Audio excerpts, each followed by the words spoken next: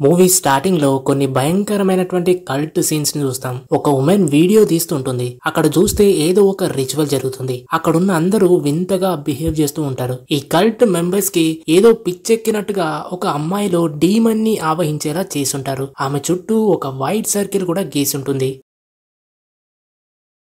ఇక scene cut చేస్తే 12 ఏళ్ల అమ్మాయి అయినటువంటి పైపర్ 17 ఏళ్లు నిండున్నటువంటి యాండీని మీట్ అవుతాం. యాండీకి సరిగ్గా 3 months అయిపోతే 18 years నిండుతాయి. వీళ్ళిద్దరూ స్టెప్ సిబ్లింగ్స్. యాండీ తండ్రి అతని బయాలజికల్ ఫాదర్. ఇంకా యాండీ ఫాదర్ పైపర్ తల్లిని పెళ్లి చేసుకున్నాడు. అంటే యాండీ ఫాదర్ పైపర్ కి స్టెప్ ఫాదర్ అయ్యాడు. యాండీ ఫాదర్ పైపర్ ని బాగా చూసుకునేవాడు. కానీ యాండీ ఫాదర్ పైపర్ లేనప్పుడు తన కూతురికి కనిపించకుండా యాండీని బాగా కొట్టేవాడు. పైపర్ తల్లి ఇప్పుడు ఈ లోకంలో లేదు. స్టెప్ ఫాదర్ కి క్యాన్సర్ కూడా ఉంది. పైపర్ కి పార్షియల్ గా బ్లైండ్నెస్ ఉందని తెలుస్తుంది. అందుకే పైపర్ కి యాండీని తన ఫాదర్ తరచూ కొడుతుండేవాడని తెలియదు. పైపర్ దృష్టిలో అతను ఒక గ్రేట్ ఫాదర్ గా ప్లేస్ ని సంపాదించుకుని ఉంటాడు. అయితే పైపర్ కి కేవలం వస్తువుల ఆకారాలు మాత్రమే కనిపిస్తాయి. క్లియర్ గా ఏం చూడలేదు. యాండీ తన స్టెప్ సిస్టర్ తో మంచి రిలేషన్ ఉంది. అందుకే ఆమెను ప్రేమగా చూసుకుంటాడు. క్లాస్మేట్స్ ఆమెను ఎగతాళి చేసినా కూడా యాండీ నిజం చెప్పకుండా ఆమె ధైర్యం కోల్పోకుండా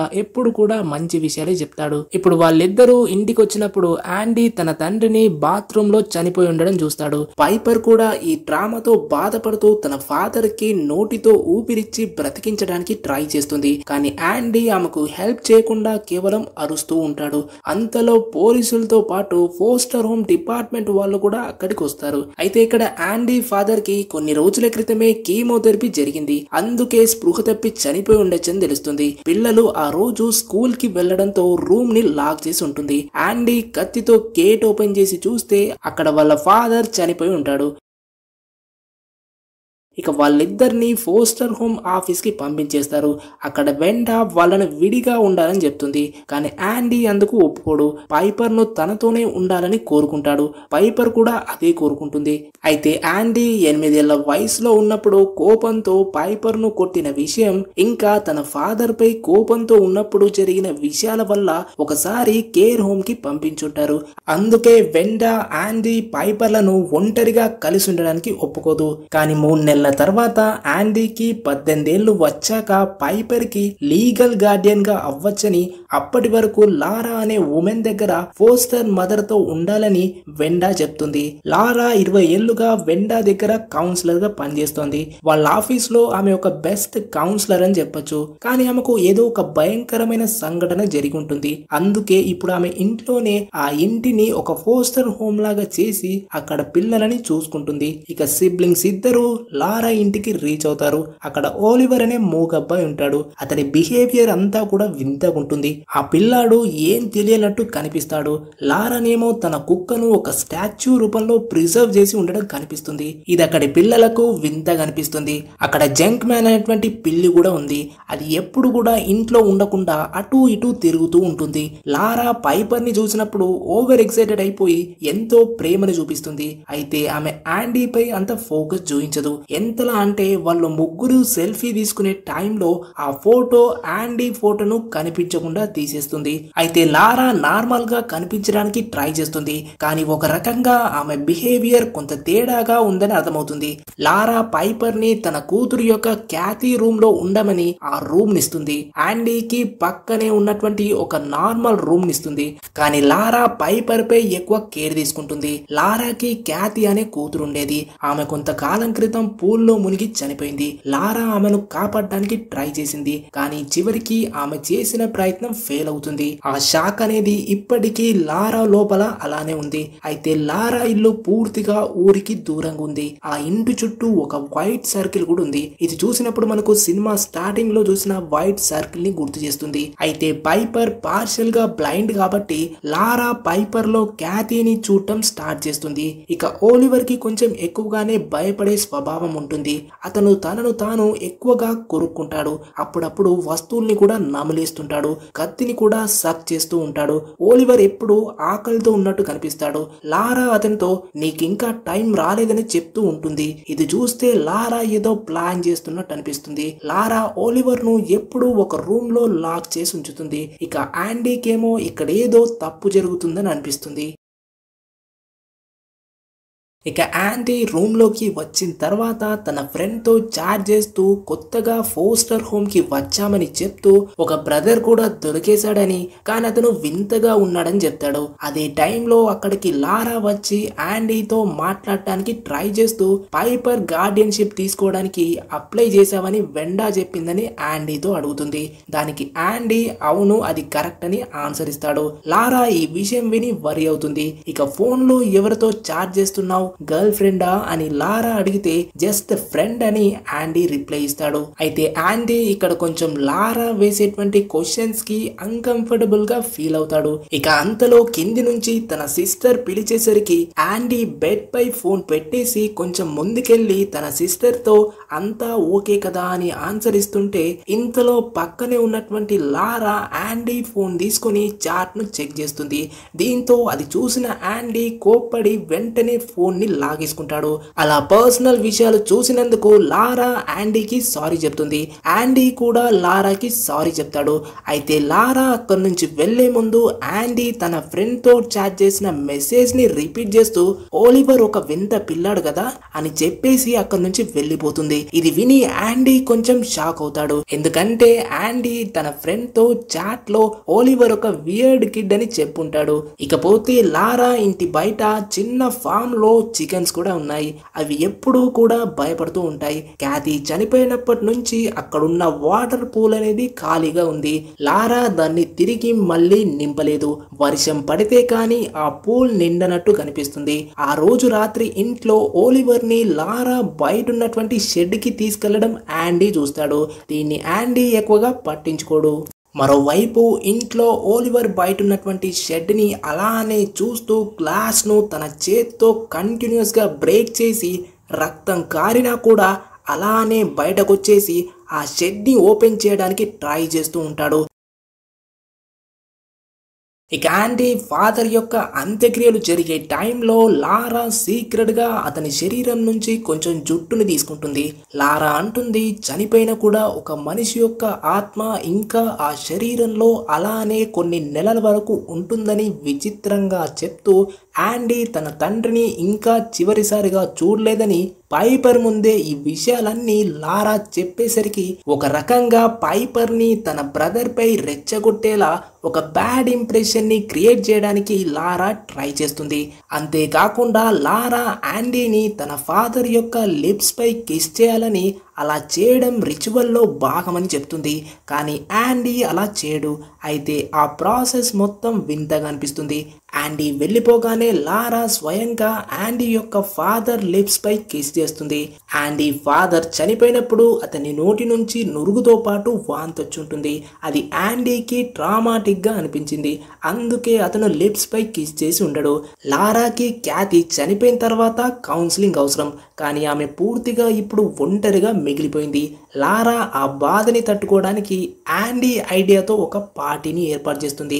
అందరూ కలిసి మరీ ఎక్కువగా ఆల్కహాల్ ని తాగేస్తారు.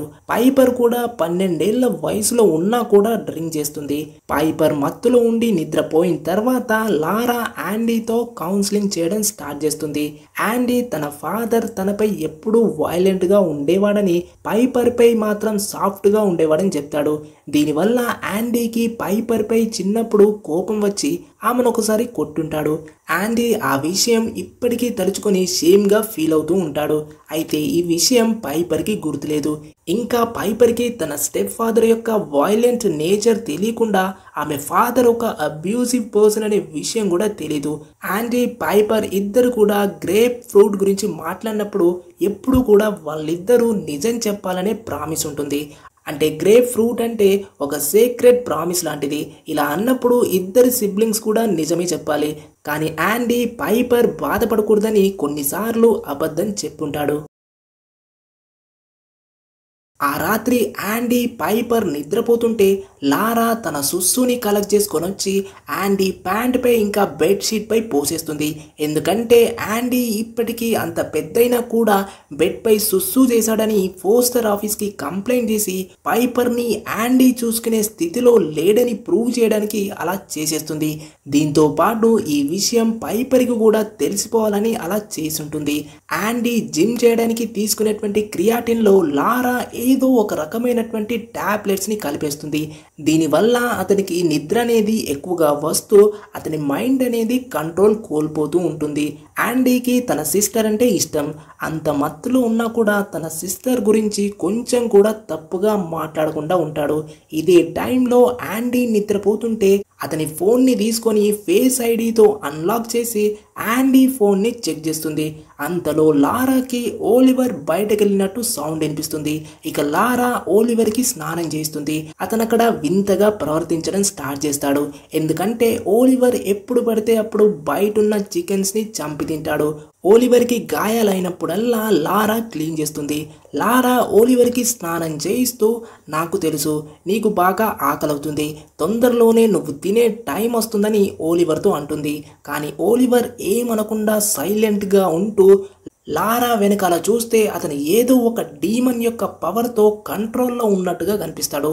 ఒకనొక టైంలో అక్కడ ముందున్నటువంటి అద్దంలో ఓలివర్కి లారాకి బదులు ఒక డీమన్ కనిపించి ఆ గ్లాస్ అనేది బ్రేక్ అవుతుంది. నెక్స్ట్ డే యాండీ మేలుకొని తన ప్యాంట్లో సుస్సు పోసినట్టు చూసి సిగ్గుపడతాడు. ఆ బట్టల్ని క్లీన్ చేయడానికి వాషింగ్ మిషన్ దగ్గరికి వెళ్తాడు. దారిలో లారా అతని దగ్గరున్న బట్టలు తీసుకొని పైపర్కి చూపిస్తూ యాండీ బాధ్యత గల వ్యక్తి కాదని పైపర్ ముందు ప్రూవ్ చేయడానికి ట్రై చేస్తుంది. ఇక లారా పైపర్ ఇద్దరు కలిసి షాపింగ్కి వెళ్తారు. లారా ఓలివర్ను ఒక రూమ్లో లాక్ చేసి వెళ్తుంది. యాండీ బాత్రూంలో స్నానం చేయడానికి భయపడతాడు. ఎందుకంటే తన తండ్రి చనిపోయిన విషయం అతనికి కంటిన్యూస్గా గుర్తొస్తుంది. దాంతో భయపడి బయట గార్డెన్లో ఉన్న ట్యాప్ దగ్గర స్నానం చేస్తాడు. అయితే ఓలివర్ దూరం నుంచి యాండీని చూస్తూ అక్కడ ఉన్నటువంటి ఒక ఈగను చంపి తింటాడు. ఆ పిల్లాడిలో ఒక డీమన్ యొక్క పవర్ ఉందని మనకు క్లారిటీ వస్తుంది. యాండీ ఓలివర్తో మంచి బాండ్ని బిల్డ్ చేసుకోవడానికి ప్రయత్నిస్తాడు. దాంతో ఒక కత్తితో రూమ్ యొక్క తాళం ఓపెన్ చేసి అతన్ని బయటకి తీసుకొస్తాడు. ఓలివర్ ఎక్కువగా మాట్లాడకుండా సైలెంట్గా ఉంటాడు. దీంతో యాండీ ఒక పేపర్ ఇచ్చి అతను ఏం ఫీల్ అవుతున్నాడో అందులో రాయమంటాడు. ఇక యాండీ ఒక వాటర్ మెలన్ కట్ చేసి మెలన్తో పాటు ఓలివర్కి కత్తిస్తాడు. కానీ ఓలివర్ మెలన్తో పాటు కత్తిని కూడా తినడం స్టార్ట్ చేస్తాడు. దీనివల్ల అతని లిప్స్ ఇంకా పళ్ళు పగిలిపోతాయి.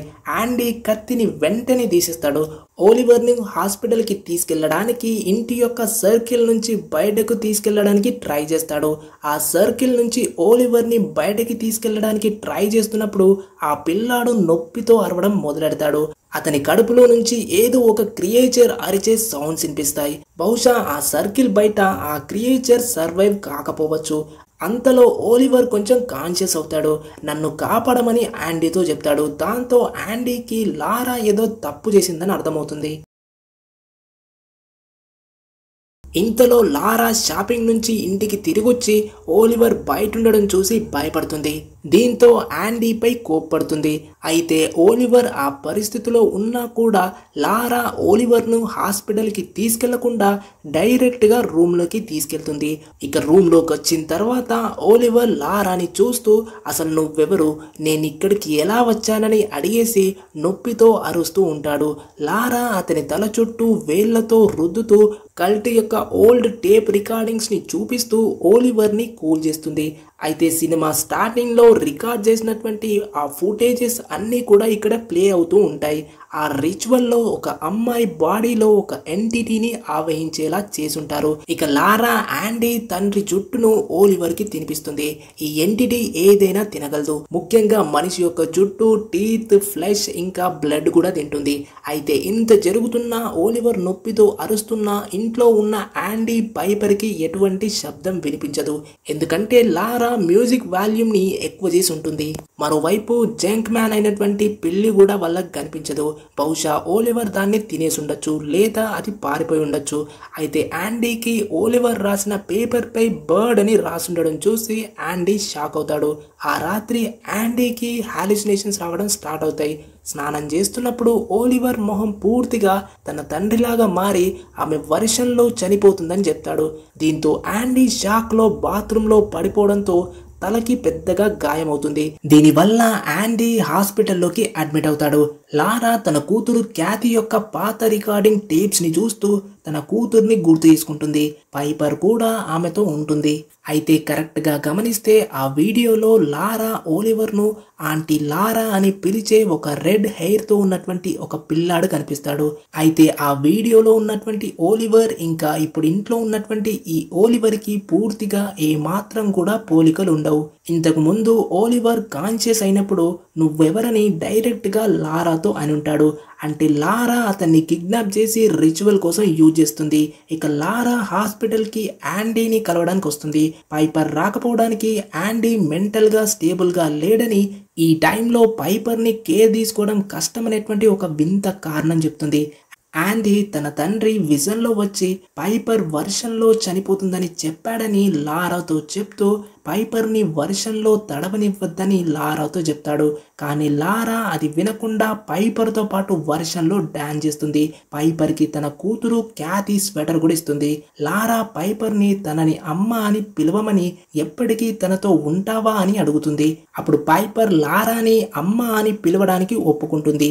కానీ తను ఎప్పటికీ యాండీతోనే ఉంటానని, కానీ వీకెండ్స్ వచ్చినప్పుడు తన దగ్గరికి వస్తానని ప్రామిస్ చేస్తుంది. ఇది విన్న లారా అప్సెట్ అయిపోయి తన ఎక్స్ప్రెషన్స్ పూర్తిగా మారిపోతాయి. లారాని చూస్తుంటే ఆమె ఏదో ఒక భయంకరమైనటువంటి పని చేయడానికి డిసైడ్ అవుతున్నట్టు అనిపిస్తుంది. లారా పైపర్ను ఎప్పుడూ కూడా లాక్ చేసి ఉంచేటువంటి ఒక షెడ్లోకి తీసుకెళ్తుంది. అక్కడ క్యాథీ శరీరం ఫ్రీజర్లో ఉంది. పైపర్ను దాన్ని తాకమని చెప్తుంది. అది కేవలం ఒక మాంసం అని అంటుంది. ఇక్కడ ఓలివర్ ఆ శరీరాన్ని తినడానికి ట్రై చేస్తాడు. యాండీ హాస్పిటల్ నుంచి ఇంటికి వస్తున్నప్పుడు లారా తన ఇంటికి కార్లో తీసుకొస్తూ యాండీ ఇప్పుడు మెంటల్గా స్టేబుల్ లేడనే విషయంపైనే ఎక్కువగా మాట్లాడుతుంది. ఇంటికి వచ్చిన తర్వాత యాండీ పైపర్ నిద్రపోవడం చూసి తన సిస్టర్ని ఒకసారి ప్రేమగా చూసి తన రూమ్లోకి వెళ్ళిపోతాడు. ఇప్పుడు యాండీ హాస్పిటల్ నుంచి తిరిగి వచ్చిన తర్వాత లారాపై మరింత డౌట్ వస్తుంది. అయితే లారా పైపర్ నిద్రలో ఉన్నప్పుడు ఆమె దగ్గరకు వచ్చేసి యాండీ వాడే పర్ఫ్యూమ్ని ఆమెకి రాసి పైపర్ కన్ను దగ్గర గట్టిగా ఒక దెబ్బేసి అక్కడి నుంచి పారిపోతుంది. అలా చేయడంతో పైపర్ గట్టిగా అరుస్తుంది. పైపర్కి కంటి దగ్గర వాపు వచ్చేలా చేసింది యాండీనే అనే నిందను లారా యాండీపై వేసేస్తుంది. పైపర్ కూడా యాండీపై డౌట్ పడుతుంది. ఎందుకంటే పైపర్కి యాండీ పర్ఫ్యూమ్ స్మెల్ వస్తుంది. కానీ అతను గ్రేప్ ఫ్రూట్ అని చెప్పినా కూడా అతని సిస్టర్ అర్థం చేసుకోదు. ఇదే ఛాన్స్ అని లారా యాండీతో నువ్వే ఇది చేశావు, నువ్వు ఒక అబ్యూజివ్ పర్సన్వి, సేమ్ మీ నాన్నలాగే ఉన్నావు, మీ ఫాదర్ నిన్ను కొట్టాడు, ఇప్పుడేమో నీ చెల్లిని మీ ఫాదర్ కొట్టినట్టు కొడుతున్నావు అని అంటుంది. అయితే యాండీ ఫాదర్ యాండీని కొట్టినట్టు పైపర్కి ఇప్పటి వరకు తెలీదు. కాబట్టి ఆ విషయం విని పైపర్ షాక్ అవుతుంది. ఇక లారా కంటిన్యూస్గా యాండీని పైపర్ ముందు బ్యాడ్ చేస్తూ మీ నాన్న బాత్రూంలో చనిపోతుంటే అలానే హెల్ప్ చేయకుండా చనిపోయేలా చేశావు. పైపర్కి ఇంత పెద్ద గాయం చేసే బలం నీ దగ్గరే ఉంది. ఎందుకంటే నువ్వు తీసుకునే ఆ స్టెరాయిడ్స్ వల్లే ఇలా మైండ్ కంట్రోల్ తప్పి నీ టెస్టోస్టెరాన్ లెవెల్స్ ఎక్కువైపోయి ఇలా చేస్తున్నావని లారా యాండీని రెచ్చగొడుతుంది. నిజానికి లారా యాండీ తీసుకునే క్రియాటిన్లో కావాలనే మత్తు పదార్థం కలిపేసి యాండీ అలా బిహేవ్ చేసి అలా ప్లాన్ చేసి అతన్ని కరెక్ట్ టైంలో పైపర్ ముందు రెచ్చగొట్టేలా చేసేందుకు ఇప్పటిదాకా వెయిట్ చేసి ఉంటుంది. అప్పుడు యాండీ లారాతో ఇక చాలు ఆపమని అంటాడు. లేకపోతే కొడతావా ఏంటి అని లారా మళ్ళీ యాండీని రెచ్చగొడుతూ ఉంటుంది. యాండీ బయట చూస్తే వర్షంలో ఓలివర్ అలాగే తడుస్తూ వింతగా చూస్తుంటాడు. యాండీ దాన్ని క్యాప్చర్ చేయడానికి ఫోటో తీస్తుంటే లారా అడ్డొచ్చి పడుతుంది. దీంతో వాళ్ళిద్దరి మధ్య కొంచెం గొడవైపోయి కోపంలో యాండీ లారాని ముందుకు నెట్టేసి గోడని కొంచెం బ్రేక్ చేస్తాడు. దీంతో లారా ఏడుస్తూ చూసావా పైపర్, యాండీ నన్ను కొట్టడానికి ట్రై చేస్తున్నాడని పైపర్ మైండ్ని పూర్తిగా మార్చేస్తుంది. ఇది విని పైపర్ గొడవ ఆపమని అంటుంది. ఇవన్నీ విన్న తర్వాత యాండీ ఎమోషనల్ అయిపోయి తన కార్లో అక్కడి నుంచి వెళ్ళిపోతాడు. అయితే లారా ఇలా ఎందుకు చేస్తుందంటే దీనికి కొంచెం బ్యాక్ స్టోరీకి వెళ్ళాలి. లారా ఓల్డ్ వీడియో టేప్స్ని చూస్తూ ఒక డీమన్ని ఎలా బయటకు తీసుకురావాలో ఒక రిచువల్ని నేర్చుకుని ఉంటుంది. ఆ ఎంటిటీ పెట్టిన రూల్ ఏంటంటే చనిపోయిన వ్యక్తిని బ్రతికించాలంటే ఆ డీమన్ ఆవహించిన వ్యక్తి ఎవరైతే ఉంటారో వాళ్ళు చనిపోయిన వ్యక్తి యొక్క శరీరాన్ని తినాలి. దీనివల్ల ఆ డీమన్ ఆ ఆత్మను వాంతి చేసి కొత్త శరీరంలోకి పంపించేస్తుంది. ఆ కొత్త శరీరం ఎలా చనిపోవాలంటే ఎవరినైతే బ్రతికించాలని అనుకుంటున్నారో వాళ్ళింతకు ముందు ఎలా చనిపోయారో అలానే చనిపోవాలి. అంటే ఇక్కడ లారా ఓలివర్ని ఎక్కడి నుంచో కిడ్నాప్ చేసి ఫోస్టర్ హోమ్లోకి తీసుకొచ్చి అతని బాడీని ఆ డీమన్తో పొజెస్డ్ అయ్యేలా చేసి తను చనిపోయినటువంటి కూతురైన క్యాథీని ఇప్పటికీ ఆ ఫ్రీజర్లో అలాగే ఉంచి ఆ బాడీని మెల్లిగా ఓలివర్లో ఉన్నటువంటి డీమన్తో తినిపించాలి. అంటే ఇక్కడ ఆ గోస్ట్ క్యాథీని మెల్లిగా తినేస్తుంది. ఆ తర్వాత ఒక కొత్త బాడీలోకి అంటే ఇక్కడ మన బాధితురాలైనటువంటి పైపర్ శరీరంలోకి వాంతి చేస్తుంది. ఎలా అంటే పైపర్ని లారా తన కూతురు ఎలా అయితే భారీ వర్షన్లో ఎలాగైతే ఆ పూల్లో పడిపోయి చనిపోయిందో సేమ్ అలాగే పైపర్ని లారా పూల్లో ముంచేసి చంపేసే ప్లాన్ చేస్తుంది. ఇలా చేసిన తర్వాత ఫైనల్గా ఆ డీమన్ చనిపోయినటువంటి ఈ ఫ్రెష్ బాడీలోకి క్యాథీ ఆత్మని పంపిస్తుంది. ఇక్కడ మరో అడ్వాంటేజ్ ఏంటంటే క్యాథీ పైపర్ ఇద్దరు కూడా 12 ఏళ్ల వయసులో ఉండడం అనేది ఈ రిచువల్ చేయడానికి కరెక్ట్గా సరిపోతుంది. మనం సినిమా స్టార్టింగ్ సీన్లో చూసినటువంటి ఒక అమ్మాయిలో ఆ డీమన్ను రప్పించి ఒక ఉమెన్ను చంపి ఆమె శరీరాన్ని తిని ఇంకొక అమ్మాయిని చంపి ఆమె ఆత్మను ఒక కొత్త బాడీలోకి పంపుంటారు. ఇలా చేయడం వల్ల ఆ డీమన్కి ఏం లాభం అంటే ఆ ఎంటిటీ అనేది కొత్త శరీరం యొక్క సోల్ని తీసుకొని బదులుగా వాళ్ళకి కావాల్సినటువంటి సోల్ని ఇస్తుంది. అంటే ఇక్కడ పైపర్ సోల్ డీమన్కి వెళ్ళిపోతుంది, క్యాథీ సోల్ ఏమో లారాకి బెనిఫిట్ అవుతుంది. మరోవైపు ఓలివర్ లోపలున్న డీమన్ సహనం కోల్పోయి ఇంట్లో ఉన్న ప్రతిదీ తినడం నాశనం చేయడం స్టార్ట్ చేస్తాడు. ఇక్కడ ఓలివర్ కేవలం ఫుడ్ మాత్రమే కాదు, టేబుల్ ఫ్లోర్ మీద కనిపించిన ప్రతిదీ తింటాడు. ఓలివర్ ఒక డీమన్ లా కనిపిస్తాడు. లారా ఇంటికి వచ్చినప్పుడు ఓలివర్ ఆమెపై దాడి చేసి ఆమె చేతిని బాగా తినేస్తాడు. లారా ఎలాగోలా ఓలివర్ ను బయట లాక్ చేస్తుంది. ఇక ఓలివర్ తనని తాను తినడం స్టార్ట్ చేస్తాడు. ఫైనల్ గా లారా ఓలివర్ ను ఆపడానికి రక్తంతో ఒక సర్కిల్ ని గీసి కూల్ చేస్తుంది. ఇక యాండీ డైరెక్ట్ గా వెండా ఆఫీస్కి వెళ్తాడు. అక్కడ అతనికి ఒక మిస్సింగ్ చైల్డ్ పోస్టర్ కనిపిస్తుంది. ఆ మిస్సింగ్ చైల్డ్ మరెవరో కాదు, ఓలివర్. ఆ పిల్లాడి నిజమైన పేరు కానర్ బర్డ్ అయి ఉంటుంది. దీని అర్థం లారా ఒక ర్యాండమ్ పిల్లాడిని కిడ్నాప్ చేసి అతని శరీరంలో ఆ డీమన్ను పెట్టిందని అర్థమవుతుంది. యాండీ ఈ విషయం అంతా వెండాకి చెప్తాడు. కానీ వెండా యాండీ చెప్పింది నమ్మదు. ఎందుకంటే వెండా గతంలో లారాతో కలిసి పనిచేసింది. లారా ఈ ప్లేస్ లో బెస్ట్ కౌన్సిలర్ గా ఉండేది. అంటే లారా తన కూతురు పుట్టినప్పుడు చాలా నార్మల్ ఉమెన్ గా ఉండేదని తెలుస్తుంది. కానీ ఇప్పుడు ఆమె పూర్తిగా మెంటల్ స్టెబిలిటీను కోల్పోయింది. రెండవ కారణం ఏంటంటే లారా ఇప్పటికే యాండీ గురించి వెండాకి కంప్లైంట్ చేసింది. అందులో ఒకటేంటంటే యాండీ తన సిస్టర్ ను ఇంతకు ముందు కొట్టాడని చెప్పుంటుంది. కానీ యాండీ ఇక్కడ ఒక విషయం చెప్తాడు. తన సిస్టర్ ను తను ఎప్పటికీ కూడా హాని చేయలేనని, ఎందుకంటే తన సిస్టర్ అంటే ఎంతో ఇష్టమని చెప్తాడు. నిజానికి యాండీ తనకి 8 సంవత్సరాల వయసులో ఉన్నప్పుడు తన సిస్టర్ని ఒకసారి కొట్టుంటాడు. ఆ టైం నుంచి ఇప్పటి వరకు యాండీ పైపర్ పై ఎప్పటికీ ఎత్తనని ప్రామిస్ కూడా చేశాడు. ఇప్పుడు యాండీ చెప్పే మాటలు అతని బాధను చూసి వెండాకి యాండీ నిజం చెప్తున్నాడేమో అనిపిస్తుంది. అందుకే ఆమె లారా ఇంటిని ఒకసారి చెక్ చేయాలని డిసైడ్ చేస్తుంది. ఇక వాళ్ళిద్దరూ కార్లో బయలుదేరుతారు. దారిలో యాండీ తన సిస్టర్ పైపర్ కు వాయిస్ మెయిల్ పంపిస్తూ, నన్ను క్షమించు పైప్, నాకు తెలుసు డాడ్ అంటే నీ మనసులో ఒక గ్రేట్ ఫాదర్ అని, కానీ నన్ను డాడ్ చాలా కొట్టేవాడు. అది కూడా నువ్వు పడుకున్నప్పుడు లేదా ఇంట్లో లేనప్పుడు నన్ను టార్చర్ చేశాడు. డాడ్ నన్ను ఎంతలా హేట్ చేసేవాడో నీకు తెలీదు.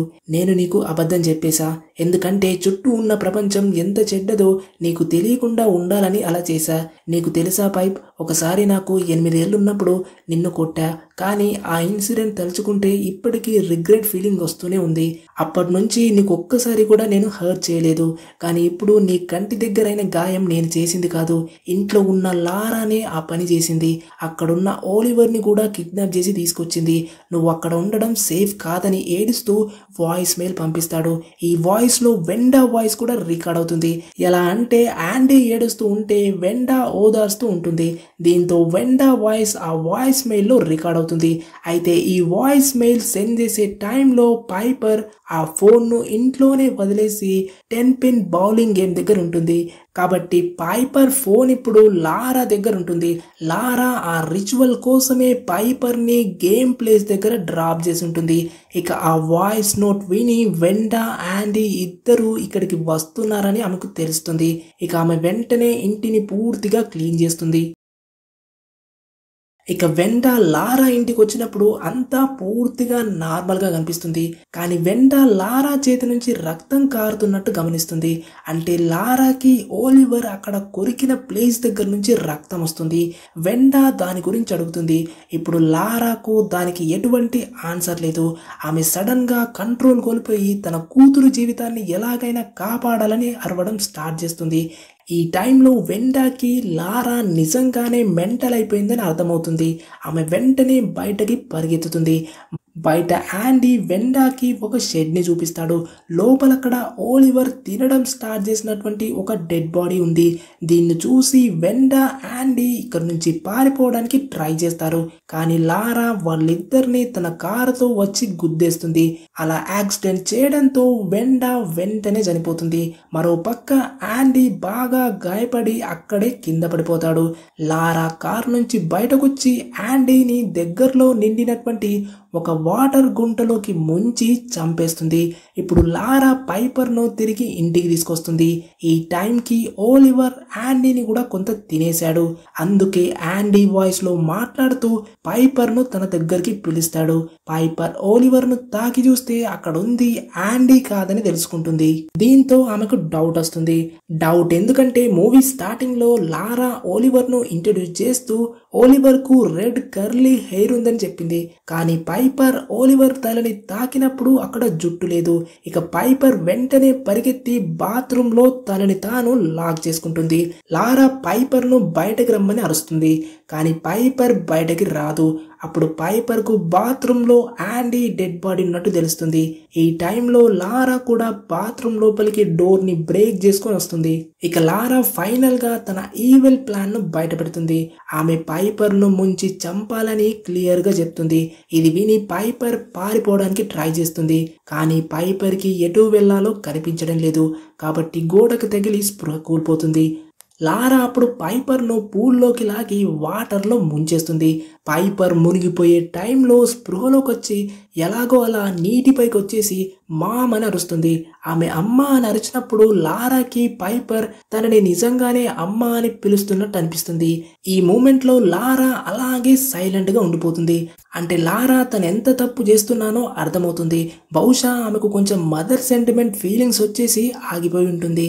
ఈ చిన్న మూమెంట్ ని పైపర్ అడ్వాంటేజ్ గా తీసుకొని పూల్ నుంచి బయటకొచ్చి కింద పడుకుంటూ పారిపోతుంది. ఇంతలో లారా తన కూతుర్ని సగం తినబడినటువంటి శవాన్ని పూల్ దగ్గరికి తీసుకొస్తుంది. ఇప్పుడు ఓలివర్ లోపల డీమన్ ఉన్నాడు. అంటే రిచువల్ కి రెడీగా ఉన్నాడు. కానీ పైపర్ పారిపోయినప్పుడు అతను కూడా పైపర్ వెనకాలే రన్ చేస్తూ ఉంటాడు. పైపర్ రోడ్ సైడ్ కి రన్ చేస్తుంది. అక్కడ ఒక కార్ వచ్చి అందులో ఉన్నటువంటి ఆ కపుల్ ఆమెను సేవ్ చేస్తారు. పొసెస్డ్ అయిన ఓలివర్ కూడా ఇంట్లోని వైట్ సర్కిల్ బయటకు వెళ్తాడు. దీంతో అతనిలో ఉన్నటువంటి డీమన్ అనేది బయటకు వెళ్ళిపోయి అతను అక్కడే పడిపోతాడు. ఇప్పుడు పైపర్ ను రక్షించినటువంటి ఆ కపుల్ పోలీసులకి ఈ ఇన్సిడెంట్ గురించి ఇన్ఫార్మ్ చేస్తారు. పోలీసులు పైపర్ దొరికిన ఏరియాకి వస్తారు. ఇక్కడ పోలీసులు కార్నర్ బర్డ్ ని సేవ్ చేస్తారు. అతను సీరియస్ గా పడిపోయి ఉంటాడు. కానీ కనీసం ఇప్పుడు అతను నార్మల్ అయ్యాడు. అప్పుడు పోలీసులు లారా ఇంటికి వెళ్తారు. అక్కడ లారా తన కూతురైన క్యాథీతో పూల్లో కూర్చొని ఉంటుంది. క్యాథీ శరీరం ఆ డీమన్ చేత సగం తినేసి ఉంటుంది. పోలీసులు లారాను ఇక్కడ సరౌండ్ చేసేస్తారు. అయితే ఈ రిచువల్లో చనిపోయినటువంటి వ్యక్తిని తిరిగి బ్రతికించాలంటే హోస్ట్ గా 2 బాడీస్ కావాలి. ఫస్ట్ బాడీలో ఆ వ్యక్తి యొక్క మెమరీని ఎరేజ్ చేసి డీమన్ ను ఆవహించేలా చేస్తారు. ఈ హోస్ట్ ఎవరైతే ఉంటారో అంటే ఈ కేసులో కార్నర్ బర్డ్ ని డీమన్ పూర్తిగా కంట్రోల్లో తీసుకుని బ్రతికించాలనుకున్నటువంటి డెడ్ బాడీని మెల్లిగా తింటుంది. ఇక్కడ బ్రతికించాలనుకున్న వ్యక్తి ఎవరంటే లారా డాటర్ అయిన క్యాథీ అయి ఉంటుంది. మనకు తెలుసు కదా, ఆమె డెడ్ బాడీని లారా కొన్ని రోజుల వరకు అలాగే ఫ్రీజర్లో ఉంచుతుంది. ఎందుకంటే చనిపోయినటువంటి వ్యక్తి యొక్క ఆత్మ ఇంకా కొన్ని రోజుల వరకు అలాగే తిరుగుతూ ఉంటుందని లోరా నమ్ముతుంది. ఇన్ఫ్యాక్ట్ ఇది రిచువల్లో భాగమని చెప్పొచ్చు. ఇప్పుడు ఈ ప్రాసెస్కి రెండో బాడీ కావాలి. అయితే ఈ బాడీని ఎలా చంపాలంటే బ్రతికించాలనుకుంటున్న వ్యక్తి ఎలా అయితే చనిపోయారో సేమ్ అదే విధంగా చంపేసేయాలి. చంపేసిన తర్వాత ఆ డీమన్ అది తిన్నటువంటి మొత్తం మీట్ని ఈ చనిపోయిన ఫ్రెష్ బాడీలోకి అంటే మౌత్లోకి వాంతి చేస్తుంది. దీంతో మనకు కావాల్సినటువంటి సోల్ అనేది ఆ డీమన్ ఈ ఫ్రెష్ బాడీలోకి పడేస్తుంది. సో ఇక్కడ సెకండ్ హోస్ట్గా పైపర్ని చంపాలి, కానీ చివరికి అది జరగలేదు. ఇంకో విషయం ఏంటంటే ఆ ఇంటి చుట్టూ ఉన్నటువంటి వైట్ సర్కిల్, ఎందుకంటే ఆ డీమన్ ఒకవేళ ఆ సర్కిల్ దాటితే పూర్తిగా ఆ హోస్ట్ యొక్క బాడీ కొంచెం స్పృహలోకి వచ్చి విపరీతంగా ఆకలవుతుంది. అందుకే మూవీలో లారా ఓలివర్ని హాస్పిటల్కి తీసుకెళ్లకుండా ఇంట్లోకి తీసుకెళ్లి ఓలివర్ నుదిటిపై రబ్ చేస్తూ కంట్రోల్ చేసి ఉంటుంది.